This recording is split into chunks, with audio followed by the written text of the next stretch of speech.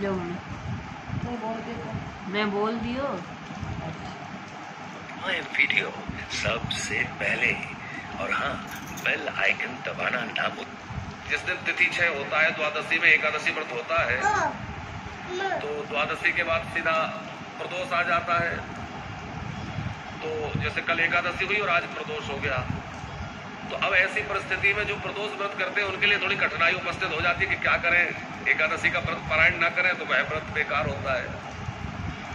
तो उसके लिए नियम यह है कि त्रयोदशी लगने से पहले भगवान का पूजन करें, भगवान को नैवेद्य अर्पित करें।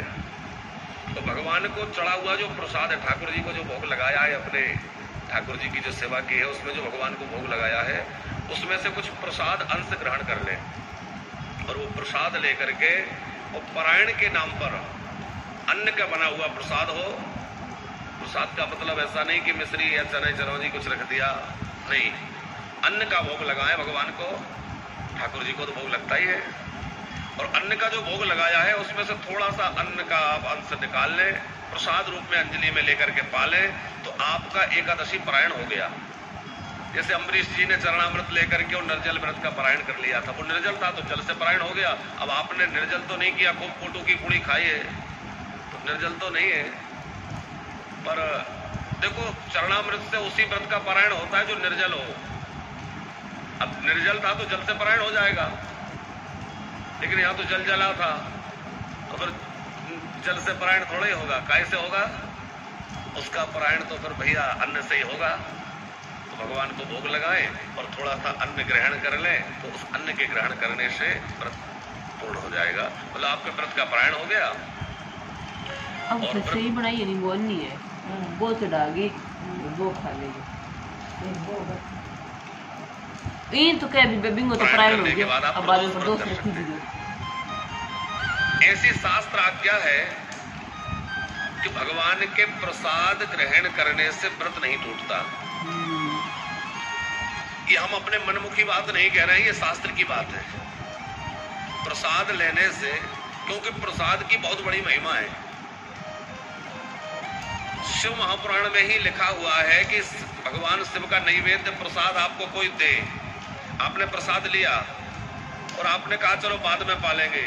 नैवेद्य को मतलब किसने किया? सीरा को कौन कहती? सीरा का प्रसाद नैवेद्य क्या?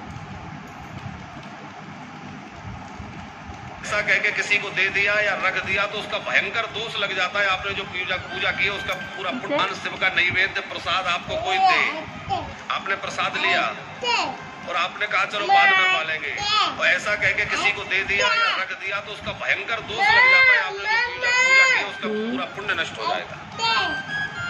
इसलिए प्रसाद हाथ में आते ही उसको सिर से लगाकर प्रणाम करें, उसका सत्कार करें और उसको उसी समय ले लेना चाहिए। प्रसाद का अपमान अनादर नहीं होना चाहिए। प्रसाद की बहुत महिमा है। भगवान की प्रसन्नता ही प्रसाद बनकर आती है। प्रसन्नता ही भगवान की प्रसाद है।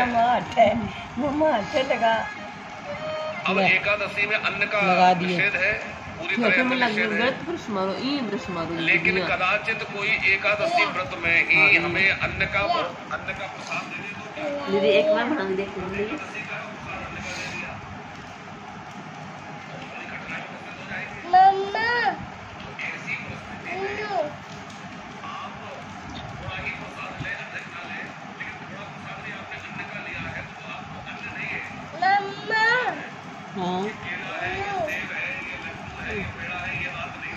बनाने में तो इन पास ही आप जो मेरी वीडियो हटा के बना दियो मत ले अच्छा बना।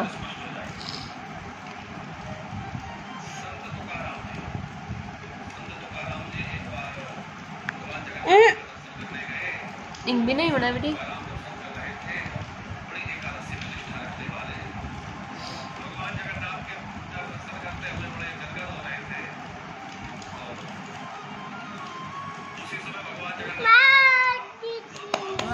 जीत गया मम्मा। हाँ मम्मा बनाए।